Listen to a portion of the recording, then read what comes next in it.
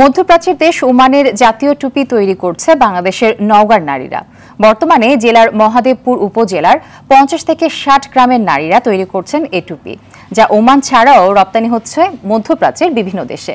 এতে স্বাবলম্বী হচ্ছেন নারীরা। নওগাঁ প্রতিনিধি আরিফুল হক সোহাগের তথ্যছবিতে সৈয়দা সামিয়া তামান্নার রিপোর্ট।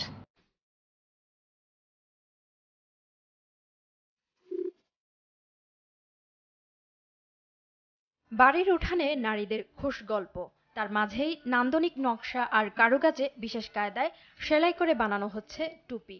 এটি মূলত ওমানের জাতীয় টুপি কুপিয়া।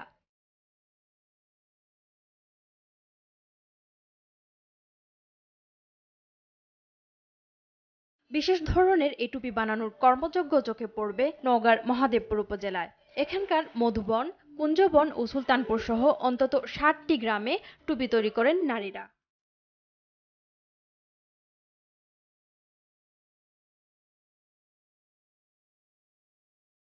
বোতাম, চেন, দানা ও মাছকাটা নামে 4 ধরনের টুপি সেলাই করা হয়।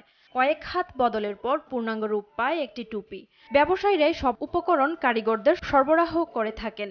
ওমান ছাড়াও পাকিস্তান, সৌদি আরব সহ মধ্যপ্রাচ্যের বিভিন্ন দেশে এসব টুপি রপ্তানি হয়ে থাকে। এই কাজ করে 3 থেকে 4 হাজার টাকা রোজগার হয় এক একজন নারীর। আমি 5 বছর যাবতীয় কাজ করছি। রান্না বান্না শেষ করে যখন সময় থাকে তো তখন বানাই, আবার দুপুরের পর যখন মানে কাজের ফাঁকে ফাঁকে সময় পাইলে তারপর করি।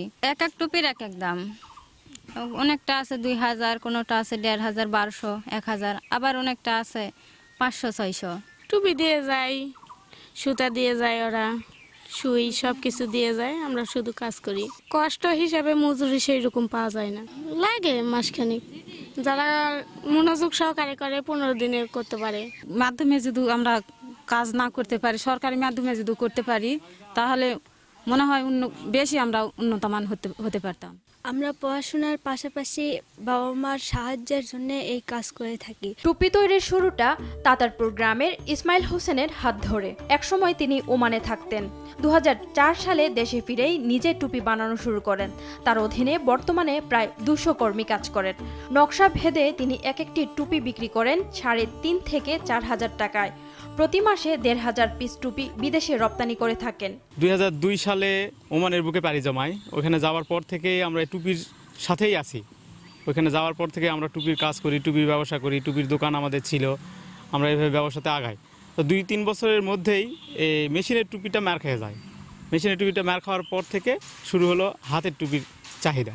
2004 সাল 5 সালের দিকে আমাদের এই কার্যক্রমটা বাংলাদেশে শুরু হয়। কারিগরদের ন্যায্য মজুরি নিশ্চিতের পাশাপাশি এই হস্তশিল্পকে আরও সমৃদ্ধ করতে সহায়তার কথা জানান উপজেলা নির্বাহী কর্মকর্তা। আমাদের মহাদেবপুর উপজেলার মধ্যে ভালাইন, কুঞ্জবন, মধুবন সহ আরও কয়েকটা গ্রামে প্রায় শতাধিক পরিবার এই টুপি শিল্পের সঙ্গে তারা জড়িত আছে। তারা নিজ বাসায় টুপি বানায়। এবার বেসিক শিল্প নগরী ওখানে হচ্ছে।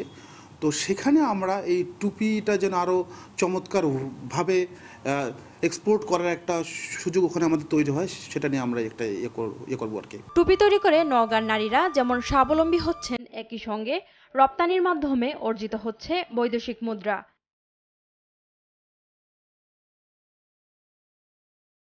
সৈয়দা সামিয়া তামান্না, RTV।